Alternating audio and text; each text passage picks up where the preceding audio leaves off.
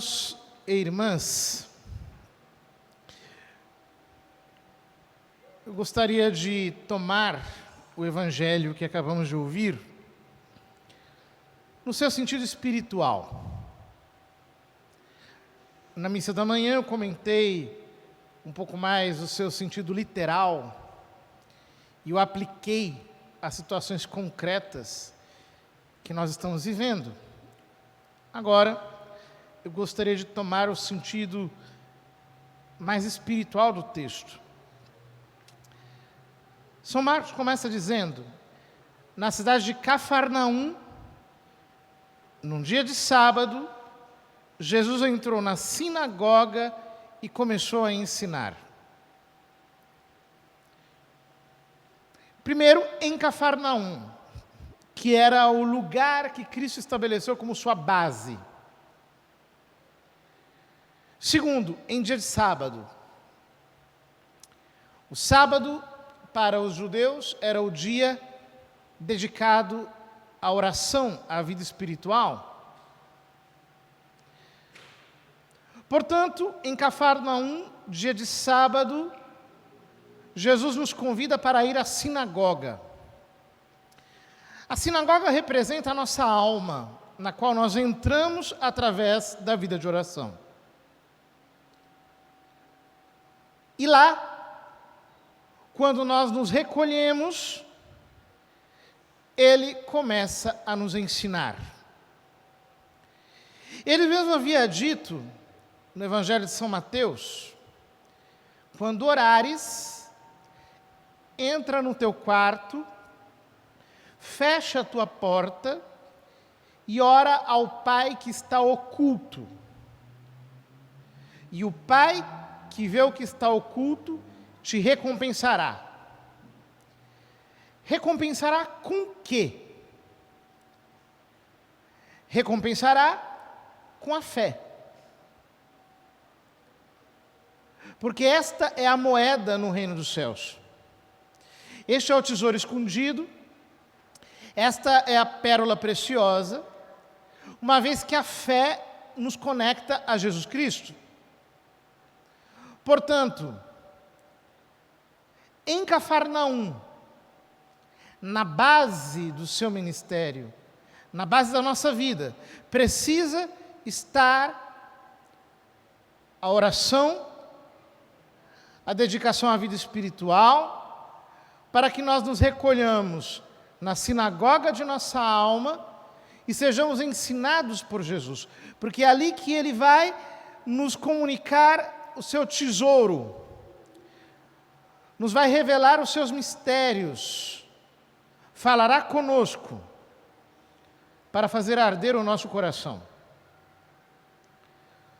O texto diz que todos ficavam admirados com o seu ensinamento, pois ensinava como quem tem autoridade e não como os escribas. Os escribas são homens que entendem apenas de leis, apenas do texto da Torá. Mas São Paulo diz que a letra mata e o Espírito vivifica. Por que Jesus fala com autoridade? Porque disse ele aos apóstolos: as palavras que eu vos tenho dito são espírito e vida. E como diz o autor da Epístola aos Hebreus, a palavra de Deus é viva e eficaz. É mais cortante e penetrante que uma espada de duplo corte, que penetra até dividir a alma do espírito. Ou seja, ele fala com autoridade porque ele é a palavra. Ele é a palavra que entra em nós, é o Logos eterno que nos atravessa. Ele não fala do lado de fora. Ele não é apenas uma letra morta, ele é a palavra viva. Portanto, nós precisamos abrir o nosso coração para que ele se torne a sinagoga na qual Jesus Cristo é o mestre, na qual ele ensina. Como é que isso acontece? Isso acontece através daquilo que a tradição cristã chama de meditação. Ora, quando nós falamos em meditação hoje, as pessoas entendem por meditação aquelas práticas orientais. Por exemplo, sentar-se no chão em forma de lótus, com as pernas cruzadas, com as mãos ovais, deixando a espinha reta, respirando fundo. Para nós não é isso que é meditação. Isso é meditação para os budistas, para quem pratica a chamada meditação transcendental. Nós não meditamos assim. Como é que um cristão medita? Ele toma a palavra de Deus, um trecho, um versículo, um ponto, ele reflete sobre aquilo e começa a conversar com Deus sobre aquilo, a falar com Jesus Cristo sobre aquilo. Mas mais do que falar com Jesus, o cristão começa a escutar Jesus. Ele deixa a palavra ressoar no seu coração. Ele deixa o amor de Deus fluir na sua alma. Se une a Cristo.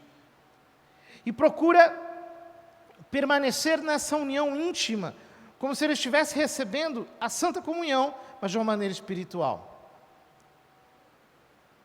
Então, Jesus começa a nos ensinar, a tal ponto que Santo Afonso Maria de Ligório diz, na prática do confessor, que muitos exercícios espirituais podem conviver com o pecado, menos a meditação, a oração mental.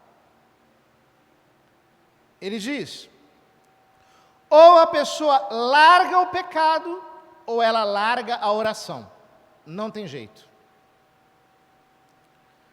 Portanto, quando nós levamos isso a sério, quando nós meditamos a palavra, quando nós deixamos Cristo nos ensinar interiormente, o que acontece é que Ele começa a nos tratar, Ele começa a nos mudar. Por quê? Diz Jesus explicando a parábola do semeador. A semente é a palavra. Portanto, quando você engole a palavra, ela não fica quieta dentro de você. Ela começa a mexer no seu interior. Ela começa a criar raízes, ela começa a se expandir, ela começa a conquistar espaço, ela é viva, ela é eficaz, ela vai nos transformando. E esta palavra de São Paulo é a palavra da fé que nós vos anunciamos.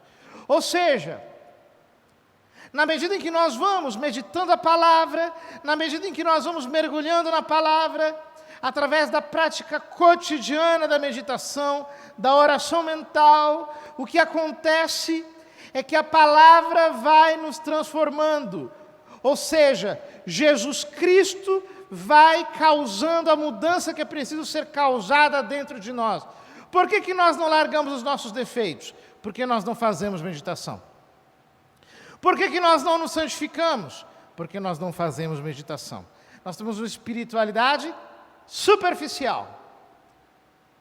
A palavra cai em nós como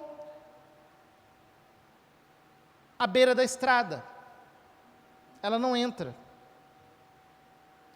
É como a semente lançada à beira da estrada, ela não entra.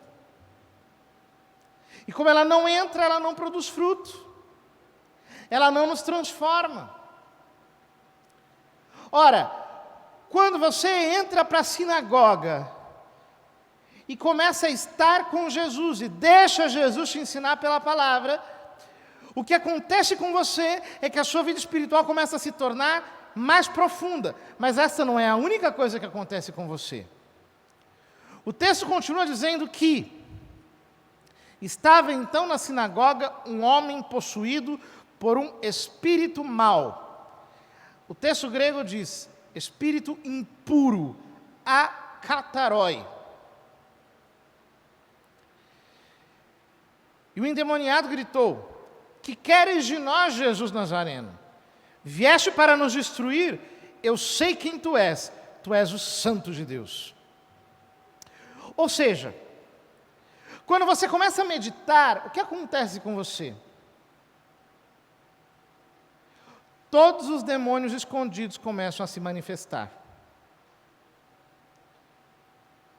Toda a área da sua personalidade em que há um espírito impuro infiltrado, que te faz pecar, que te faz passar a vida como escravo, que te faz ser induzido à tentação, começa a gritar no seu interior.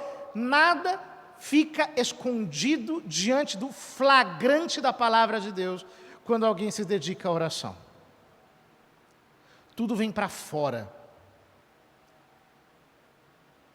Todos nós temos áreas da nossa personalidade suscetíveis à ação do diabo. Todos nós. Uns são mais irados, outros são mais sensuais, outros são mais cobiçosos de bens materiais, outros têm invejas escondidas, outros têm uma preguiça danada para fazer as coisas de Deus, outros têm uma vaidade exacerbada. Ou seja, nós precisamos ser tratados pela palavra. E o que acontece é que quando você começa a fazer oração, os teus defeitos começam a ser enquadrados por Jesus. E este é o motivo pelo qual muitas pessoas abandonam a meditação, porque elas precisam lidar com os endemoniados. Elas precisam lidar com os espíritos impuros que estão escondidos dentro delas. Elas precisam lidar com as áreas que ainda estão sob cativeiro espiritual. É o combate. Então a oração se torna difícil porque você vai rezar e de repente você começa a ser incomodado. Algo começa a aparecer dentro de você. Um defeito que estava escondido, que parecia ter morrido, começa a se erguer.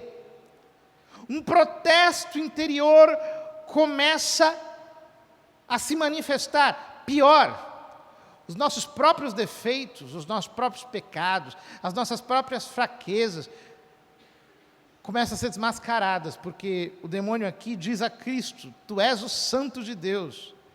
Então nós começamos a perceber que até a nossa devoção é cheia de defeitos, de pecados, de miséria, de falha. Você começa a se abusar com o modo como você reza.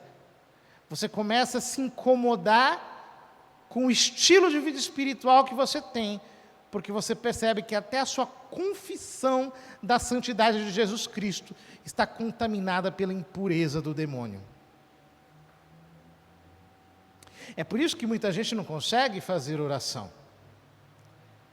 Porque quando a vida espiritual começa a se aprofundar, e você tem que lidar com essas situações interiores, você entra em desespero. Você quer sair correndo. Porque você tem que mudar. Você percebe que você tem que ser mais forte.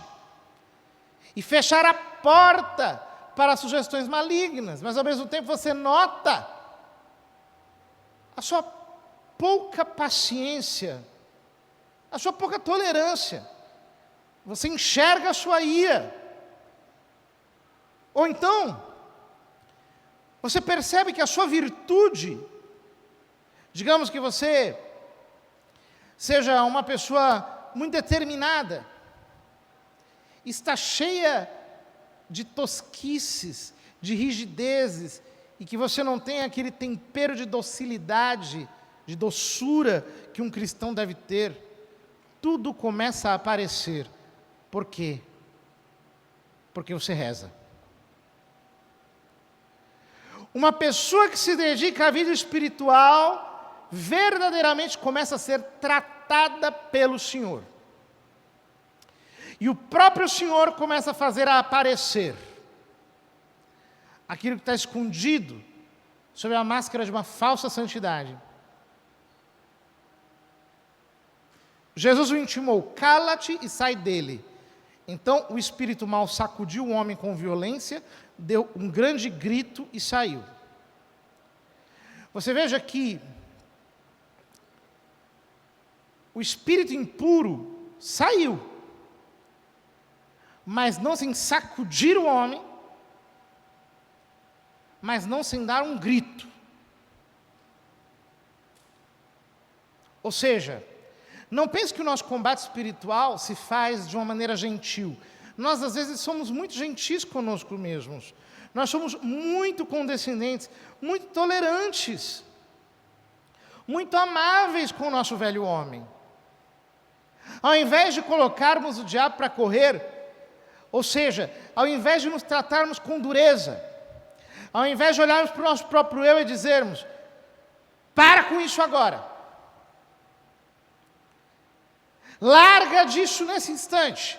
Eu não quero mais saber disso. Ao invés de nós cortarmos com toda decisão as amarras que nos ligam aos nossos pecados, nós ficamos tolerando.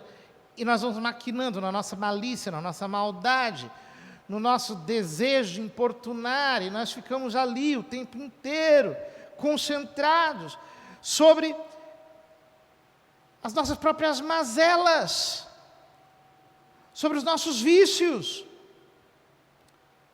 sobre os nossos rancores, sobre as nossas manias, sobre os nossos cismas, ao invés de simplesmente mandarmos o diabo embora e aguentarmos o tranco. Não é pacífico.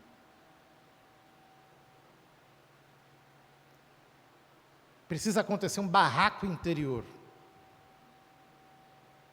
Ele não vai se desalojar enquanto você não colocar autoridade, e não vai ser fácil, é com resistência. Você não consegue mandar um bandido embora de casa pedindo por favor. Um policial, ele não pega um bandido dizendo: boa noite, como é que está o senhor, tudo bem? Por favor, o senhor poderia se dirigir à delegacia? Não, é tiro, porrada e bomba, meu filho. Tem que ir com tudo. E vai ter tiroteio, e vai ter reação, e vai ter contra-ataque, e não vai ser fácil, mas se você perseverar, o texto diz, todos ficaram muito espantados. Ou seja, você vai ficar espantado com Jesus. O tempo vai passar e você vai dizer: meu Deus do céu, como eu estou mudado. Eu sou outro. O que é isto? Um ensinamento novo dado com autoridade. Ele manda até nos espíritos maus e eles obedecem. Ou seja, se você perseverar na oração diariamente, com fartura, faça chuva, faça sol, queira ou não queira, sinta vontade ou não sinta vontade, dormindo muito ou dormindo pouco. Se você perseverar mesmo, o que vai acontecer é que você vai receber um ensinamento novo a cada dia. Ou seja, a palavra de Deus vai ficar em você sempre nova, sempre atualizada, cheia de autoridade. Jesus vai expulsar os espíritos impuros um por um. Ele vai colocar para fora os teus defeitos. Ele vai mandar para longe de você todas essas mazelas. Ele vai te purificar. Por mais doloroso que isso seja, por mais humilhante que seja. Porque é humilhante uma pessoa bater no peito e dizer: eu sou invejosa.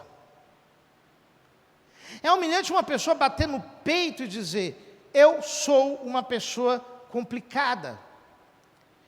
Eu gosto de dificultar tudo. É complicado uma pessoa dizer: eu sou meio tarado mesmo. Eu preciso me converter. Eu sou preguiçoso. Bater no peito e dizer: olha, eu sou uma pessoa ruim, é humilhante. Só que é o seguinte, se você não deixar Jesus tirar as máscaras que estão encobrindo os seus defeitos, você vai passar a vida inteira sem ser purificado. Enquanto Deus não te purificar, você não vai conseguir experimentar o melhor que Ele tem. A sua vida inteira vai ser um impasse. Por que as pessoas não progridem na oração? Porque elas ainda estão em busca de consolos, de agrados, de mimos. Então elas não conseguem, quando Deus começa a tratar algo de uma maneira mais profunda. A pessoa se distrai, ela desconversa com Deus, porque ela quer se sentir bem. Ela quer se sentir muito satisfeita consigo mesma. E os santos não eram assim. Os santos enxergavam o abismo dos seus próprios defeitos e se viam preenchidos pela misericórdia divina e aceitos por Deus, enquanto eles se sabiam não merecedores de tudo isso. Os santos se admiravam de que a terra não se abria para engoli-los. Eles se alegravam quando eram humilhados. Eles faziam festa quando eram desprezados.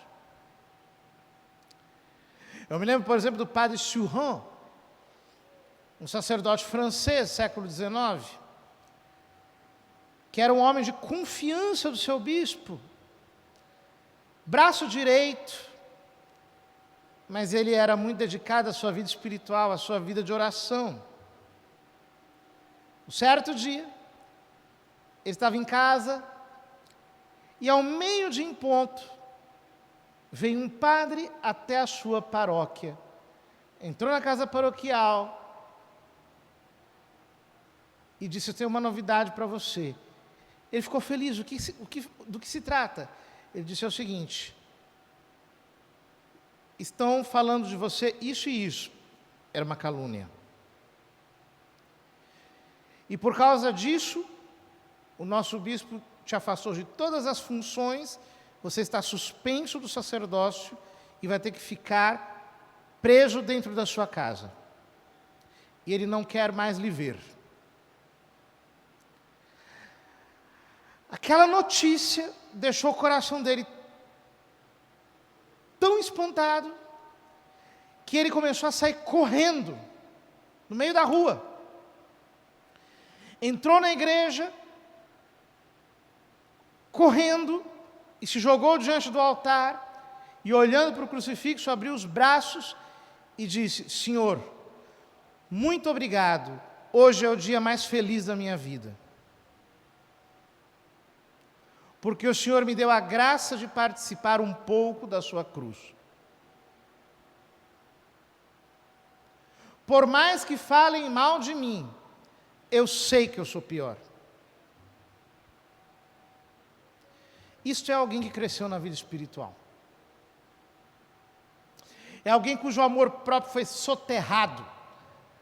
É alguém que foi levado por Deus a conhecer-se a si mesmo. Enquanto você se proteger dos flagrantes de Deus, a sua vida espiritual vai ser sempre uma mentira. Você é apenas um vaidoso, querendo usar Deus para respaldar a sua própria vanglória.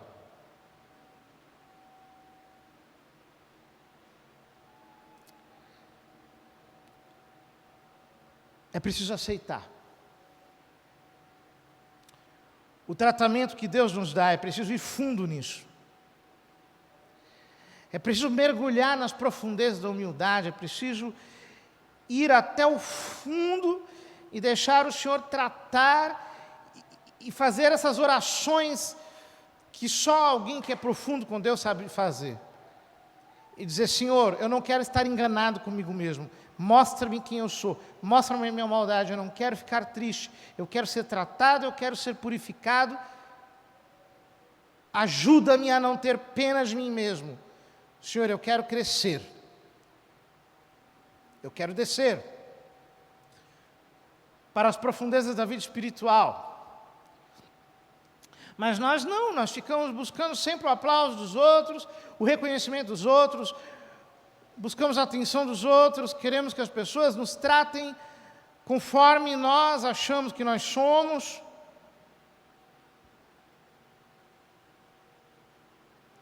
A fama de Jesus logo se espalhou por toda parte, em toda a região da Galileia. Termina o Evangelho. A fama tem que ser de Jesus, não nossa. Quando nós deixamos Jesus nos tratar, nós percebemos que tudo é Ele.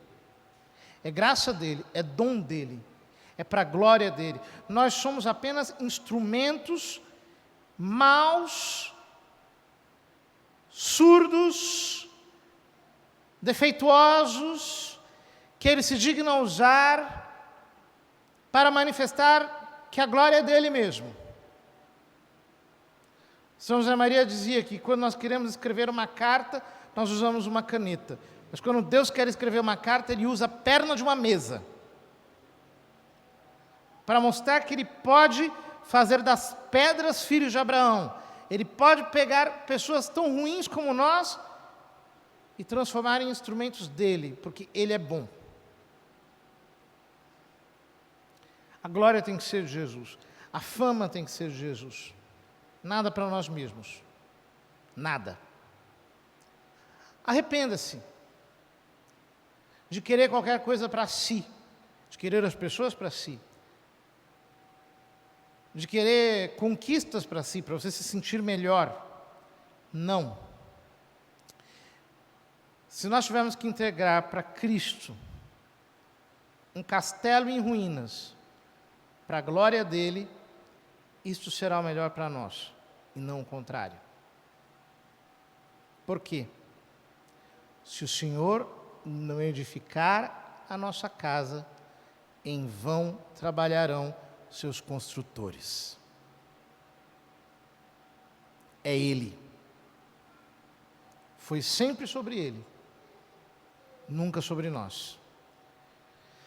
Queridos irmãos, peçamos ao Senhor que nos conduza por sendas de oração, por caminhos de contemplação, que Ele trate o nosso caráter, que nós sejamos homens e mulheres que se emburacam na vida espiritual e deixam-se tratar por Deus. Que nós recebamos essa medicina divina e que não sejamos como esses doentes que têm medo de serem tratados, que têm medo de receberem a cura, não. Que nós tenhamos pressa de nos expor ao tratamento divino, para que Ele nos trate como a nossa saúde exigir.